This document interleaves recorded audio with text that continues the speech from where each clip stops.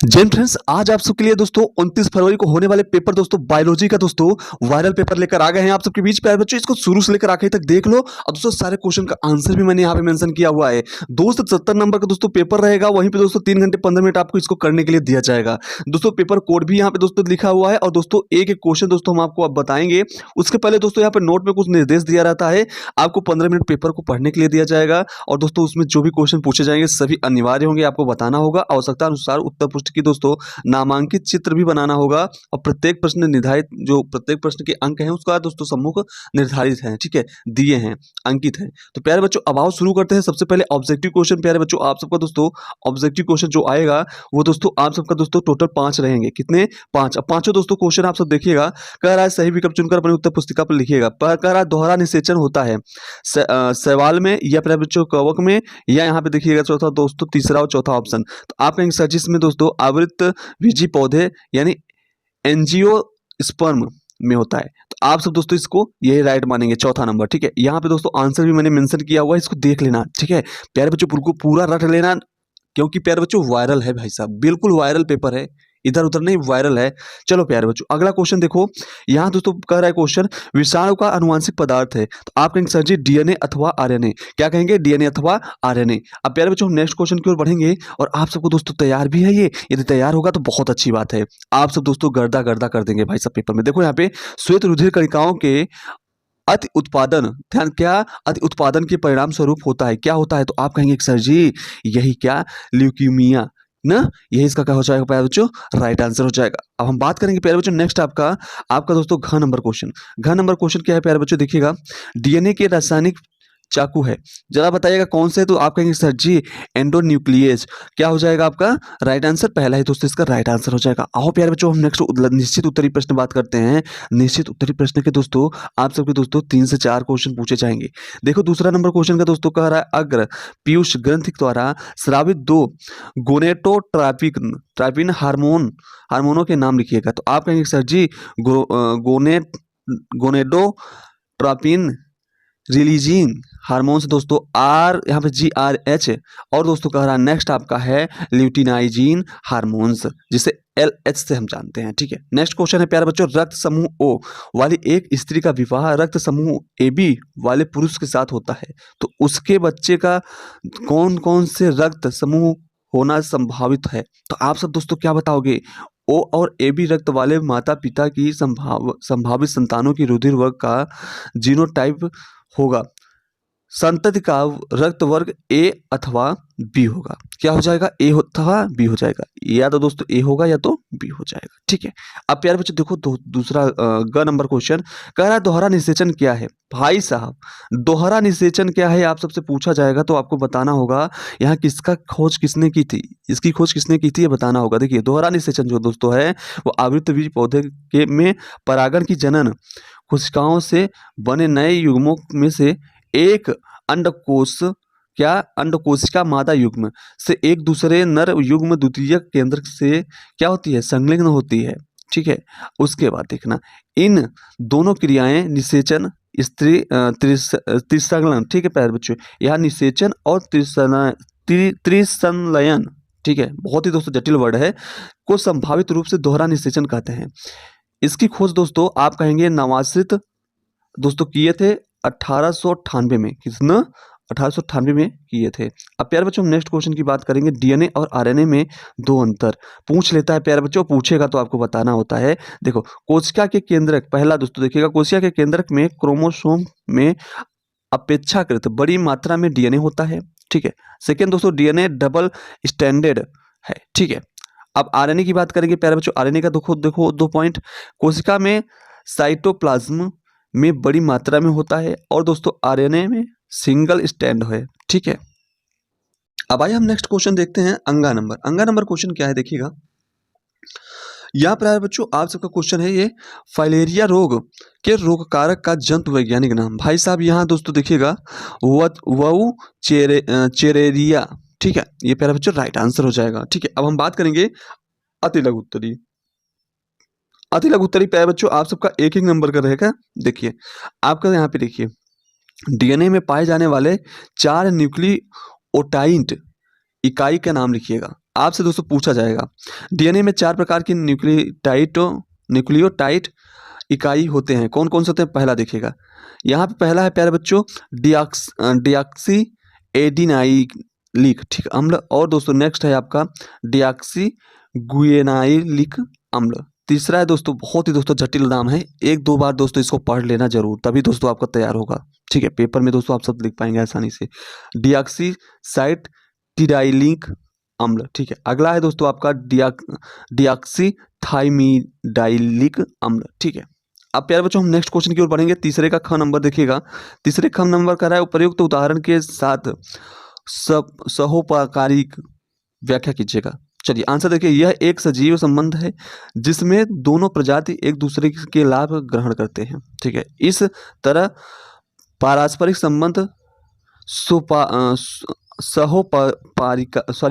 सहोपकारिता कहते हैं। ठीक है प्यारे बच्चों, बहुत ही जटिल जटिल वर्ड है, प्लीज जरूर रट लेना भाई साहब, नहीं दोस्तों फंसोगे। ठीक है, राइजोबिन, उसके बाद उदाहरण में देखिएगा, राइजोबिन दलहनी पौधे की जड़ें में सजीवी संबंध दर्शाता है। देखिएगा उदाहरण अगला, लाइकेन आदि भी दोस्तों इसमें दर्शाते हैं।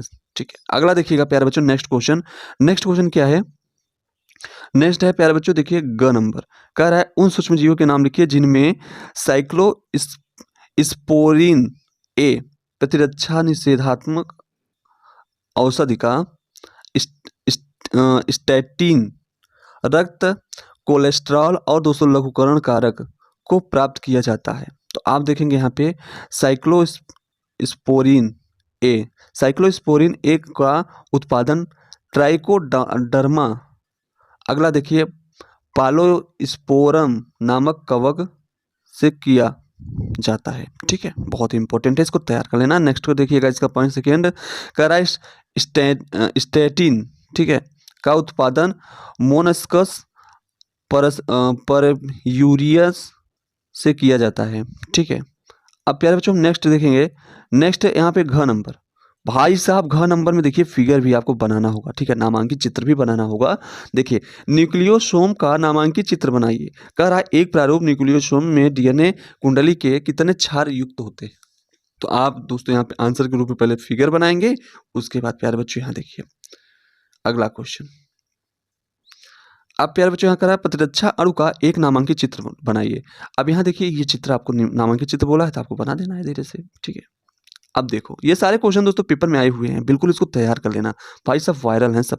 यहाँ देखो लघु उत्तरीय प्रश्न, ये प्यारे बच्चों आप सबके 3-3 के आएंगे। ठीक है, देखो यहाँ जो दोस्तों पहला क्वेश्चन है, कह रहा है शुक्र जनन नलिका की संरचना का वर्णन। ठीक है, देखो शुक्र जनन नलिका के मध्य क्या संयोजी ऊतक के स्थान पर अंतराली कोशिकाओं के समूह स्थित होते हैं। इस नलिकाओं का आंतरिक सतह जननिक एपिलियम ठीक है को बनी होती है तथा इन दोनों प्रकार की कोशिकाएं पाई जाती हैं। ठीक है, अब इसमें देखिएगा कौन, जननिक शुक्राणु जनन कोशिकाएं। ठीक है, अगला है कोशिकाएं जनित कोशिकाएं घनाकार होते हैं। अर्धसूत्री विभाजन शुक्राणुओं का निर्माण करती है। इसके अनेक मध्यवर्ती रूप में उपस्थित होते हैं।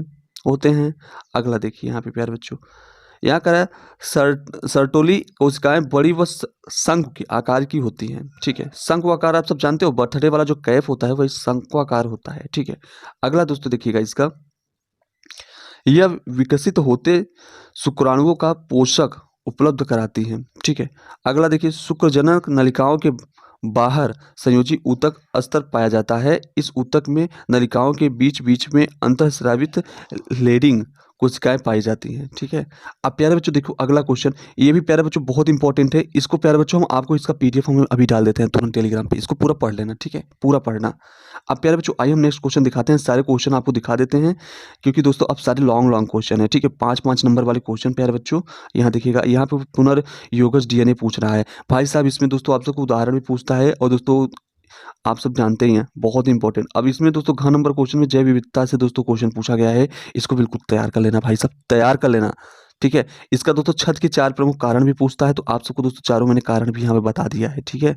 अब देखो यहाँ पे प्यारे बच्चों आभासी और अनिषेचकजनक फल क्या है दोस्तों, ये भी पूछा जाता है और दोस्तों हम सबके आंसर यहाँ पे लिखे हुए हैं, उदाहरण भी यहाँ पे जैसे में लिखा हुआ है, ठीक है। ये प्यारे बच्चों आप यहाँ पे भी देख सकते हो वाहिदमल दोस्तों वाहिदमल वाला क्वेश्चन दोस्तों उपचार का टिप्पणी लिखना है उपचार पर, ठीक है। ये प्यारे बच्चों मैंने बहुत अच्छी तरीके से यहाँ पे लिखा हुआ है, आप सब इसको पढ़ सकते हैं। और दोस्तों यहाँ देखिएगा क्राइब प्रोटीन क्या है, ये भी प्यारे बच्चों पूछा जाता है, ठीक है। और पूछा जाता है तो आप सबको बताना होगा क्योंकि प्यारे बच्चों 5-5 नंबर के हैं, आप सबको करके ही आना होगा, ठीक है। निम्नलिखित में से किन्हीं 2 उपयुक्त उदाहरण सहित परिभाषा दीजिएगा। दोस्तों बहुत ही इंपॉर्टेंट है, सभी के सभी दोस्तों क्या करिएगा तैयार करना, आपको ये पीडीएफ हम दे देता हूँ सबका दोस्तों, यहाँ पे आंसर मेंशन है। शीत निष्क्रियता यहाँ पे है, उसके बाद बायोपैरेसी है, उसके बाद प्यारे बच्चों आप सबका यहाँ पे देखिएगा तीसरा वाला यहाँ पे दोस्तों दिया हुआ है बायोपैरेसी, ठीक है। इसके पहले प्यारे बच्चों क्या था, इसके पहले दोस्तों शीत निष्क्रियता था, ठीक है। दूसरा वाला क्योंकि 2 ही लिखना था, हम तीनों का आंसर नहीं लिखे हैं, ठीक है। अब देखो यहाँ पे प्यारे बच्चों, यहाँ पे कह रहा है लैक प्रचालक, ठीक है, से आप क्या समझते हैं, इसे रेखा चित्र की सहायता से समझाइए, ठीक है। देखिए यहाँ पे रेखा चित्र भी आपको दोस्तों देना होगा, ठीक है।